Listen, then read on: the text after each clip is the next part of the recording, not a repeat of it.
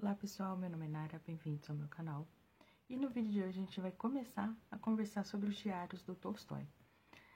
No começo desse ano eu finalizei um outro projeto que foi a leitura dos diários da Sofia, da esposa dele. Tem toda uma playlist aqui comentando como que foi a minha experiência, meus comentários, então quem tiver curiosidade pode conferir, vou deixar linkado aqui no box de descrição. E agora chegou a vez do marido, né, do Tolstói. Por causa também do Diário da Sofia, eu li, digamos que a última grande obra que faltava para eu ler, que foi Guerra e Paz. Eu li em janeiro e fevereiro, logo depois que eu terminei os diários dela. E aí surgiu o comichão para começar a ler os diários dele. E agora a gente vai começar, de fato, a ler os diários e comentar. Então, eu fiz essa ediçãozinha aqui, né, os primeiros comentários iniciais. Eu fiz essa edição. Ela, na verdade, é uma tese de mestrado, então está aqui. É a tese da Natália Cristina Quinteiro Iraço, pela FEFELESH, né, Universidade de São Paulo. E aqui ela traduziu os Diários da Juventude do Tolstói.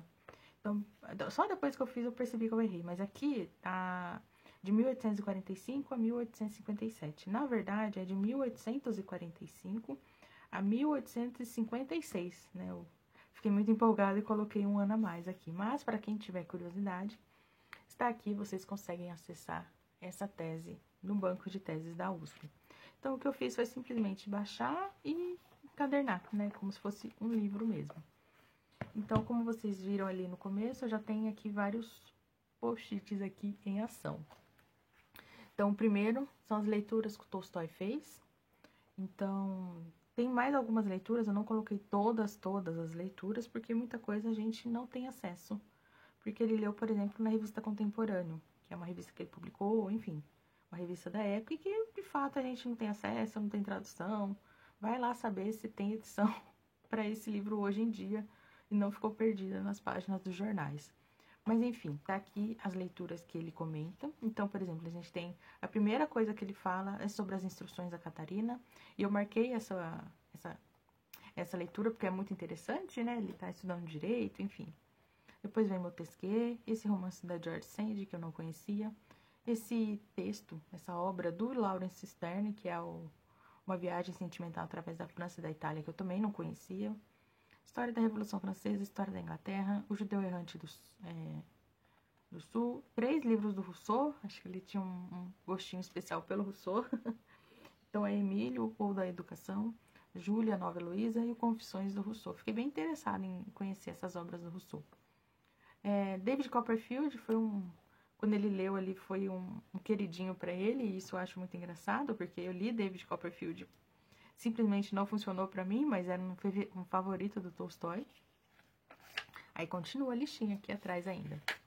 Aí a gente tem o Lermontov, que é um herói da nossa época, acredito eu. O Troilo e Criseida, do Shakespeare, que inclusive eu fui no sebo e encontrei uma ediçãozinha pra mim. Encontrei essa edição no sebo.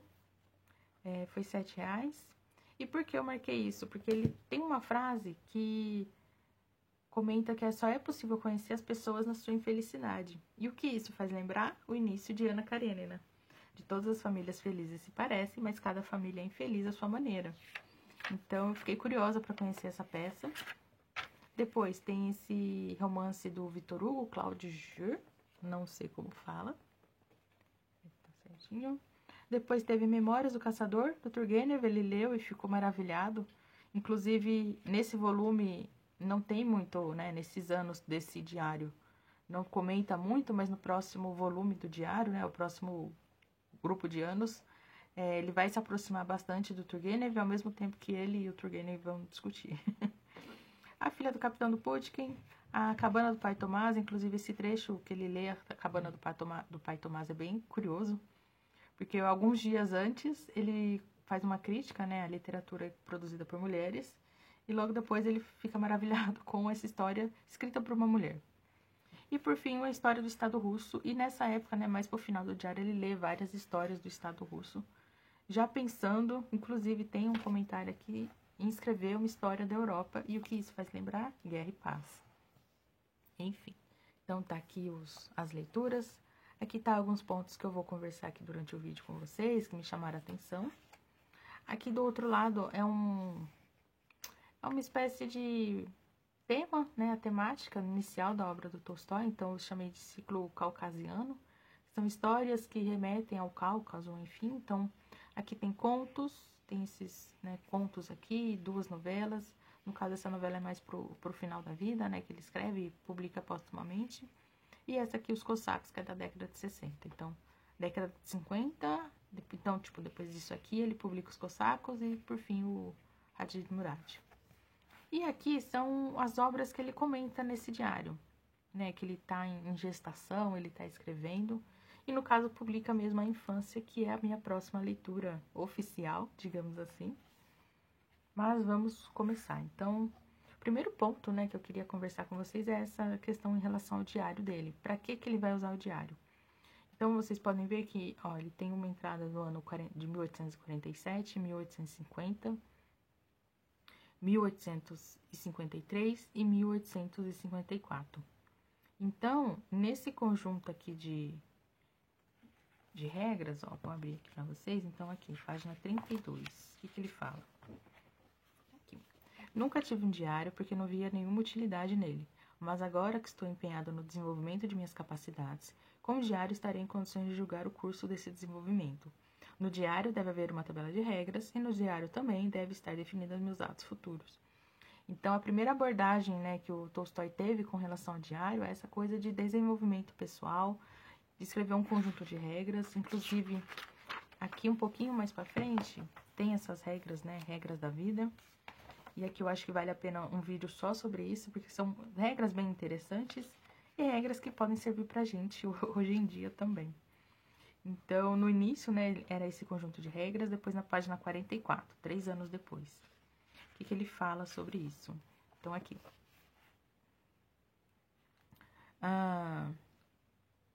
Muitas vezes retomei os diários e mais de uma vez com novo zelo e um novo objetivo. Quantas vezes já não me lembro.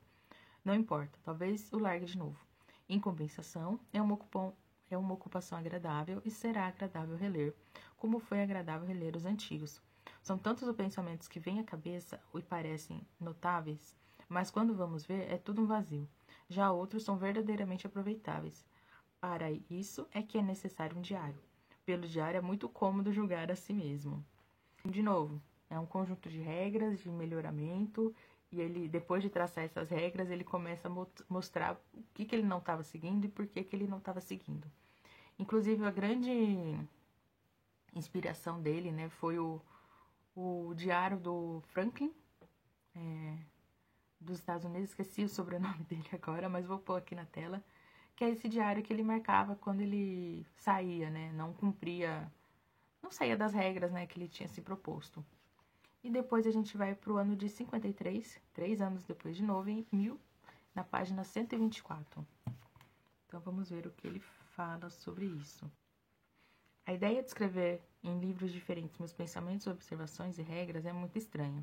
É muito melhor escrever tudo no diário e esforçar-me em escrever de forma regular e limpa para que ele seja, para mim, um trabalho literário e para que possa ser para os outros uma leitura agradável.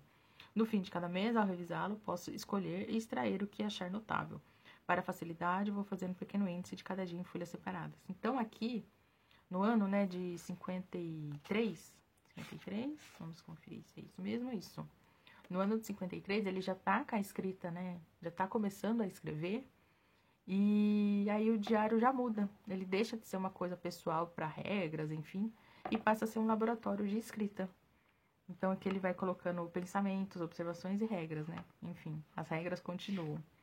Mas, enfim, tem essa mudança, né, no diário, porque ele passa a escrever para ele, mas também começa a pensar para os outros, né? Forçar-me a escrever de forma limpa para que seja, para mim, um trabalho literário e para que possa ser, para os outros, uma leitura agradável. Tanto que, depois do casamento dele, uma das tarefas da Sofia vai ser de passar limpo os diários do Tolstói. E tanto que os diários dele, no final da vida, vai ser um grande conflito entre a Sofia e o Tolstói, porque o Tolstói vai começar a esconder os diários dela, enfim, eles tinham uma dinâmica de casal bem interessante em relação aos diários. E aí, por fim, né, em 1854, página 139. Então, ele fala sobre o diário. A Aí ele já muda de novo, ele fala: incluir no diário só as ideias, informações ou informações relativas aos trabalhos previstos. Ao começar cada trabalho, revisar o diário, extrair dele tudo relativo a esse trabalho e anotá-lo em um caderno especial. Extrair as regras do diário a cada mês, lembrar e anotar a lápis todo dia todas as violações contra as regras e incluí-las no diário. Então, já mais pro final do ano, né, lembrando que a gente começou em 47 e em 54, a dinâmica já é mais... O diário passa a ser o local central dele de produção literária, de discussão própria, enfim, desenvolvimento de ideias. Tanto que aqui, né, nessa entrada do dia 6 de janeiro, tem um trecho do que ele estava trabalhando. Então, aqui, trecho da história do que foram desenvolvidos, trecho de histórias que foram desenvolvidos, está aqui. Então, é interessante ver essa modificação do diário, e aí eu fico mais curiosa ainda para os próximos diários, né? Então, tá aqui, por exemplo, o próximo diário tem muita relação com Guerra e Paz. Então, estou curiosa para saber. Depois, o segundo ponto, né, que eu marquei aqui, que eu achei interessante, é esse desencanto com o Cáucaso. Então, vou abrir aqui na página 68, e isso, para mim, assim, alugou um triplex. Ele fala aqui: a natureza, em que eu pusera mais esperanças do que em qualquer outra coisa, quando pensava vir ao Cáucaso, até agora não representou nada de sedutor. Então, tem, né, aqui, fiz uma listinha aqui, uma literatura sobre o Cáucaso, que saiu, né, nessa época, que é a melhor, acho que a melhor forma da gente, de eu comentar sobre isso, é que o Cáucaso era visto como um lugar exótico, né? Tinha montanhas, enfim. Lembrando que a geografia da Rússia é bem lisa, né? É bem plana, com a estepe. Já o Cáucaso tem montanhas, tem rios, enfim. É aquela natureza que tira o fôlego, né? Então, o Cáucaso foi matéria de literatura bastante. Então, eu fiz aqui essa listinha aqui. E essa questão do Tolstói, né, ter esse desencanto com o Cáucaso, também aparece nos contos de Sebastopol. Então, aqui eu fiz uma listinha, né, de literatura do Cáucaso, que é mais ou menos o que eu estou lendo no momento, porque estou ficando fascinada com isso. Então, a gente tem O Prisioneiro do Cáucaso, do Pushkin, de 22. Uma Viagem a Arzum, também do Pushkin. O Herói do Nosso Tempo, do Lermontov. E, por fim, A Inteligência que Desgraça. Então, todos esses livros se passam no Cáucaso e têm relação direta com o Cáucaso. Então, por exemplo, O Prisioneiro do Cáucaso, como, né, fala, é a experiência de um russo sendo prisioneiro no Cáucaso. Uma Viagem a Arzum, que foi a minha última leitura, conta, digamos que é um relato de viagem do Pushkin pela região do Cáucaso. O Herói do Nosso Tempo vai ser minha próxima leitura e A Inteligência também é minha próxima leitura. Nesse caso aqui, a Inteligência é um oficial do Cáucaso que volta, né, para a sociedade ali de Petersburgo, de Moscou. E aí ele vê como as coisas, né, não são fúteis, no caso. E aí fala, né, que inteligência, a desgraça é de ter inteligência.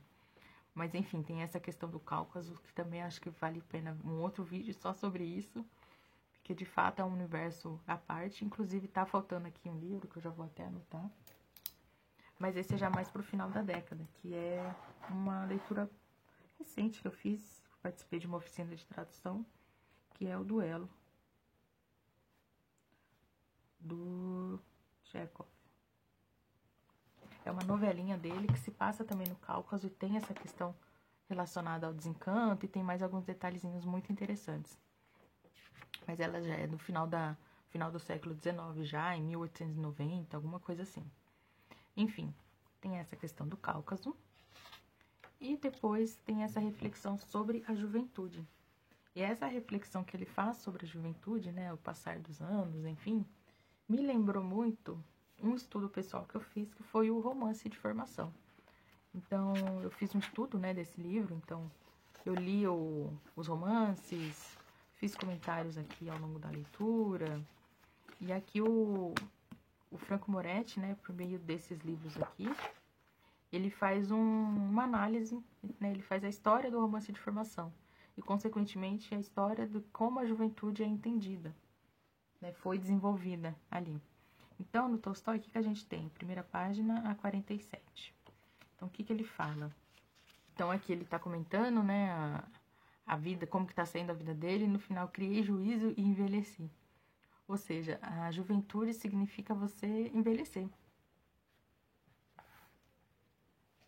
Depois ele fala aqui na página 82.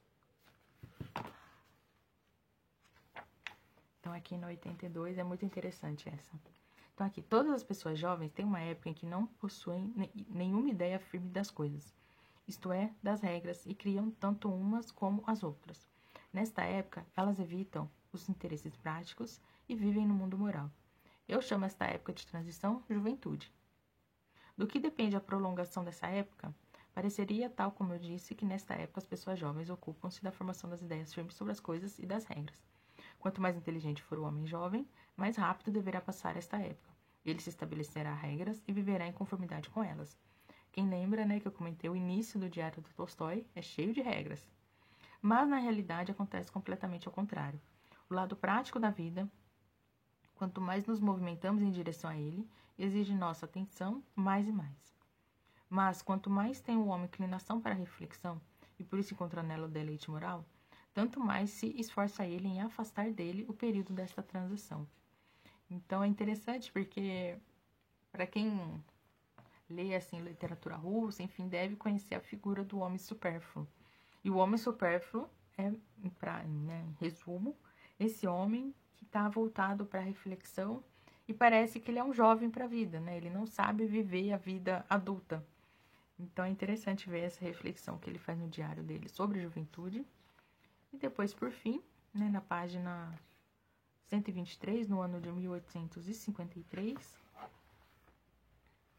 aqui, de novo, ele está comentando aqui as tarefas dele do dia, enfim. E aí a juventude foi embora. Agora é tempo de trabalho. Ou seja, a juventude significa o tempo das ideias. A parte adulta é o trabalho em si, né? Então, muito bacana ver essa evolução. E, de novo, né, a questão do diário dele se modificando e virar um laboratório de escrita e de pensamentos também.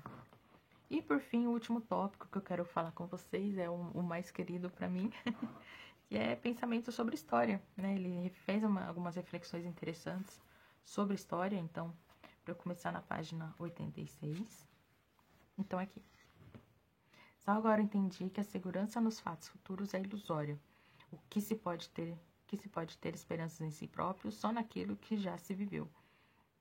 Que a segurança aniquila a própria força e que não se deve considerar nenhum só acontecimento como insignificante para aproximar-se dele com todas as forças. Outra reflexão que ele faz é na página 111. E por que eu acho essas reflexões interessantes? Porque tem relação com Guerra e Paz. E aqui já é essa referência direta, entre aspas, à Guerra e Paz. Então, aqui. Redigir a autêntica e verdadeira história da Europa desse século. Eis um objetivo para toda a vida. Há poucas épocas na história tão instrutivas como esta e tão pouco estudadas. Estudadas de forma parcial e com exatidão tal como nos debatemos agora a história do Egito e de Roma. A riqueza, a frescura das fontes e a imparcialidade histórica nunca vistas são a perfeição. Antes de começar a pensar e escrever, me veio ainda à cabeça uma condição da beleza na qual não havia pensado, a nitidez dos caracteres. Então, eu coloquei aqui Guerra e Paz porque é justamente isso, é ele pensar a guerra através das pessoas. E, enfim, Guerra e Paz acho que já tá ficando muito repetitivo, mas é um dos meus livros favoritos e com certeza eu irei reler para esse projeto, mas eu acho muito bacana ver nos diários dele essa reflexão sobre história e 10 anos depois ver, digamos que o resultado disso, que é a publicação do romance. Depois da página 111, a gente vai para 133. Então, aqui. Aqui é bem indireto, né? O futuro nada pode dar, tudo é dado pelo passado. E depois na 136. Então, de novo aqui, Guerra e Paz. Então, aqui é necessário explicar cada acontecimento histórico com expressões humanas e fugir de expressões históricas rotineiras. Eu teria escrito essa epígrafe para a história, nada ocultarei. Para não mentir diretamente, é necessário esforçar-se em não mentir por omissão, calando-se. Então, é também essa época aqui dele, do diário, que ele começa a ler várias histórias, né? História do Estado Russo, história da Inglaterra, enfim. E aí, agora eu vou dar uma geral no livro, né? Pra vocês verem como que ele ficou. Eu tenho aqui umas flags, principalmente badgezinho, que são frases que me chamaram a atenção, enfim. Não são, por exemplo, eu não marquei as leituras com flags, nem comentários das obras dele com flags, porque senão ia ficar inviável. Mas aqui eu só marquei uma vez, que seria o verde, que é a primeira menção que ele faz em escrever uma obra literária. Então, aqui, escrever a história da minha infância, que é, né, de fato, a infância, né, da trilogia dele, que seria uma quadrilogia. Mas, enfim, vamos começar aqui com uma geral do diário. Então, aqui, ano de 1847. Primeira leitura dele, Instruções de Catarina. E aqui ele já comenta que a ideia de ler, uma das ideias do diário seria ler e escrever sobre o que ele leu, né? Fazer um diário de leitura, como a gente entende hoje.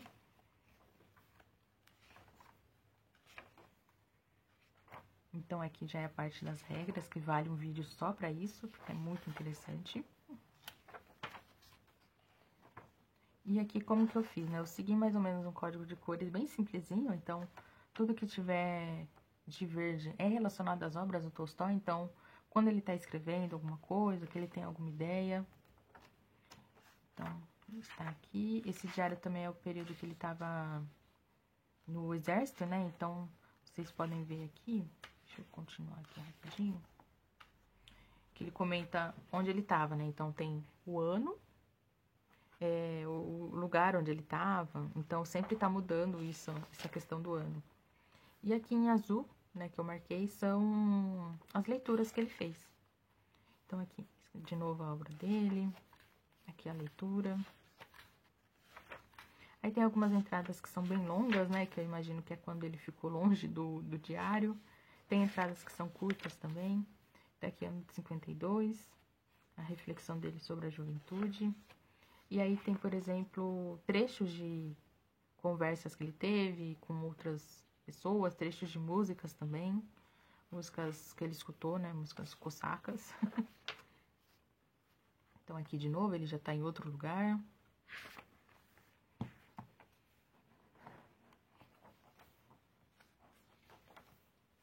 Aqui, muito interessante, né, a primeira menção a esse Hadid Murad, ele escutou isso no ano de 52 e vai virar matéria de livro só na década de 1890.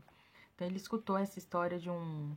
Cadê aqui? De um Junker sobre esse cossaco. E aí, a gente, né, ele tem essa questão de sempre estar reescrevendo e pensando sobre a escrita dele. Então, vocês podem ver que com o passar dos anos, os verdinhos vão aumentando, porque começa a virar mesmo, né, em sua profissão. Então, aqui, o ano 53. Aqui também ele esboça algumas ideias que não chega à conclusão de fato em escrever. Então, reescritas, muitas reescritas.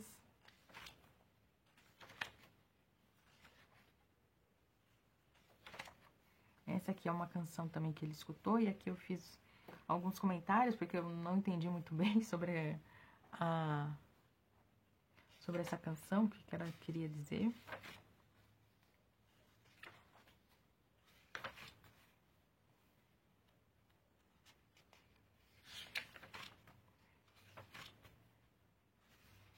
E é isso. Aqui termino. Ele tá de volta à propriedade dele e ele fala que vai se dedicar à adolescência, que é a última entrada do diário. Bom, é isso. Espero que vocês tenham gostado do vídeo. Eu acho que os próximos vídeos relacionados ao Tolstói vai ser sobre a literatura do Cáucaso e as regras dele. Porque, de novo, o diário tem muita coisa interessante que vale a pena conferir. E, de novo, fica aqui minha recomendação, minha dica para vocês conferirem, né, essa dissertação, que é a tradução dos Diários da Juventude do Tolstói. É isso, espero que vocês tenham gostado e a gente se vê no próximo vídeo.